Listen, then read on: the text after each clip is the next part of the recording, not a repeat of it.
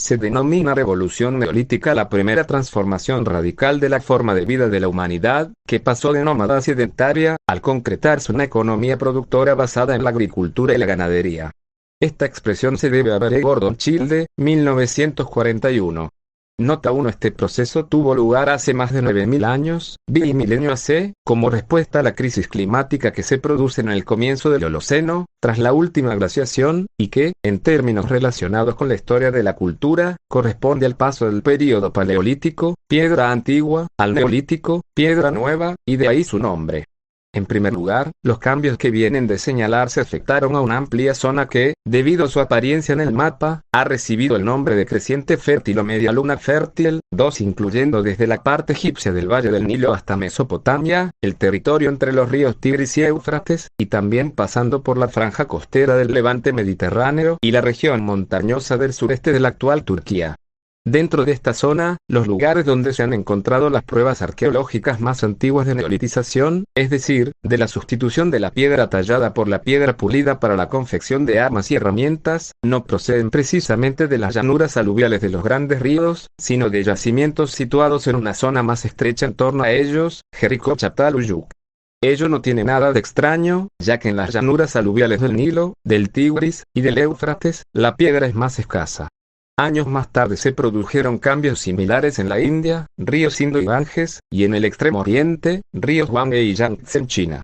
La expansión por el resto del Viejo Mundo, Europa, Asia y África, se produjo por difusión de estos primeros focos, aunque en algunas zonas se descubrió localmente la domesticación de animales o plantas autóctonas.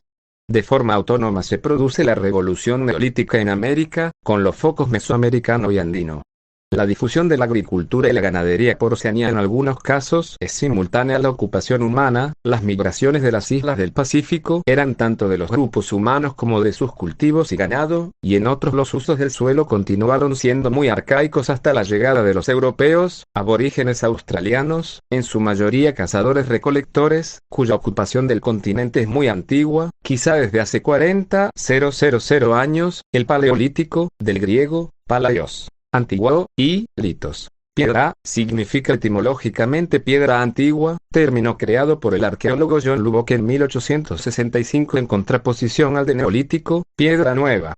Es el periodo más largo de la existencia del ser humano, de hecho abarca un 99% de la misma cita requerida, y se extiende desde hace unos 2,59 millones de años, en África, 1 hasta hace unos 12.000 años.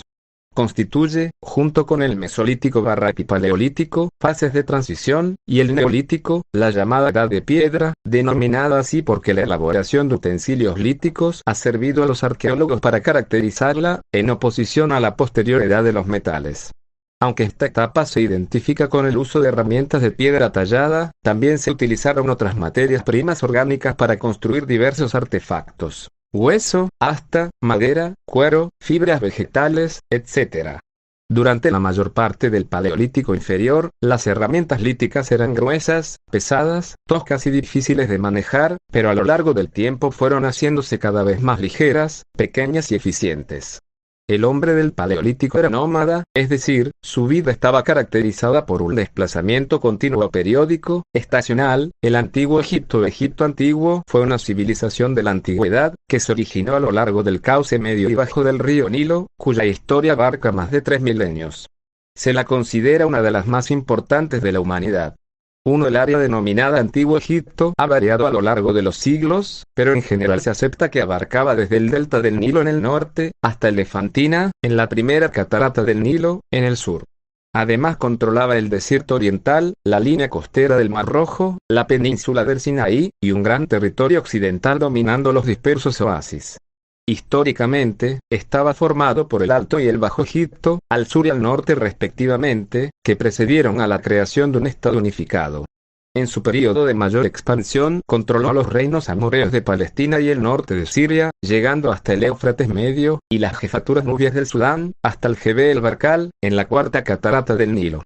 Ejerció una importante influencia cultural entre los pueblos vecinos, e incluso en regiones tan alejadas como Chipre, la costa de Anatolia y la península helénica.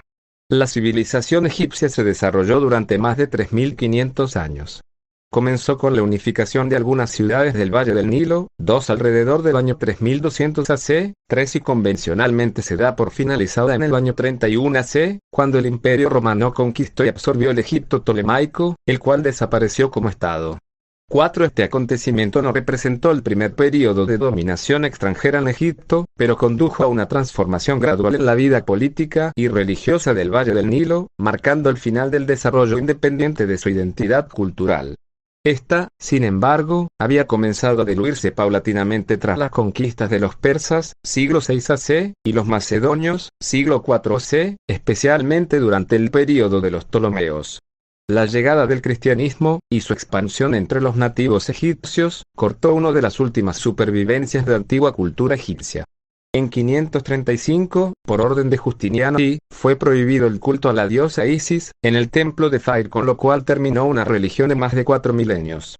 No obstante, el idioma egipcio, llamado copto, siguió siendo utilizado, escrito en un alfabeto derivado del griego, y los egipcios nativos se identificaron plenamente con el cristianismo, en especial con la doctrina monofisita.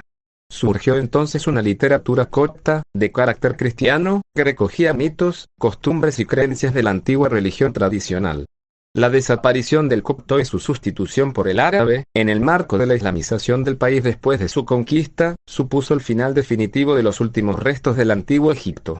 Nomadismo. Fue una de las principales características del hombre paleolítico, recorría diferentes territorios en busca de abrigo y comida. Alimentación. Cazaban, pescaban y recolectaban granos, raíces y frutos. Uso del fuego. El mayor descubrimiento fue el fuego encontrado de manera natural, a través de los rayos, que con el pasar del tiempo descubrieron otro método por medio del roce entre piezas o pedazos de madera, y esto llevó a que el hombre cocinara su propio alimento, se protegiera del frío y ahuyentara a los animales peligrosos. Herramientas. La piedra fue la principal materia prima utilizada, por lo que sus instrumentos eran elaborados con piedras, maderas, huesos, entre otros, con el fin de ser utilizados para recolectar frutas, construir pequeños abrigos y matar algún animal. Se desarrollaron las primeras herramientas como cuchillos, arcos, flechas, etc. Vivienda. Los hombres paleolíticos vivían en cavernas para protegerse de la intemperie de los animales. Homínidos. Entre los que vivieron en esta época se encuentran los australopitecos, Homo habilis, Homo erectus, Homo sapiens, hombre de Neandertal.